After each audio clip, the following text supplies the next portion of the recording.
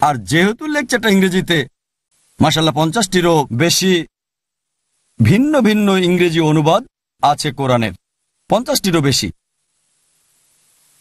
আর আমাদের প্রতিষ্ঠানে 50টিরও বেশি বিভিন্ন ভাষায় কোরআনের অনুবাদ আছে। অনেক অনুবাদ আছে আমাদের প্রতিষ্ঠানে, 50টিরও বেশি বিভিন্ন ভাষা। ইংরেজি অনুবাদে যেটাকে আমি সবচেয়ে সেরা বলবো সেটা আব্দুল্লাহ ইউসুফ আলীর। আমি যে অনুবাদগুলো পড়েছি আমার মনে হয় এটা সবচেয়ে বোধগম্য। আর এটা করতে তার সময় লেগেছিল 40 বছর। আর যদিও তার ইংরেজি কিছুটা প্রাচীন, মানে বিবলিক্যাল, তবে অনেকটা আরবির কাছাকাছি। নর্মাল ইংরেজিতে যখন ইউ বলেন এটা একই রকম, আরবিতে দেখবেন তুমি বলতে মহিলাদের জন্য একরকম, পুরুষদের জন্য অন্যরকম, এক বচন আলাদা, দ্বিবচন আলাদা, বহু বচন আলাদা, 6 ধরনের, আন্তা আন্তি সবগুলো।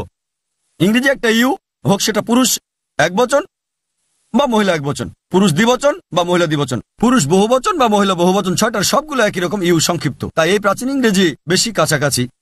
আধুনিক লোকদের জন্য বুঝতে কঠিন হতে পারে, তবে অন্যরা এটাকে সহজ করে নিয়েছে। কিন্তু আব্দুল্লাহ ইউসুফ আলীর সব মিলিয়ে আমি মনে করি যে ব্যাখ্যা দিয়েছে, যে ফুটনোট এবং টপিক ভিত্তিক সূচিপত্র, আমি রিকমেন্ড করব অমুসলিমদের জন্য, পাশাপাশি মুসলিমদের জন্য এটা অন্যতম সেরা ইংরেজি অনুবাদ।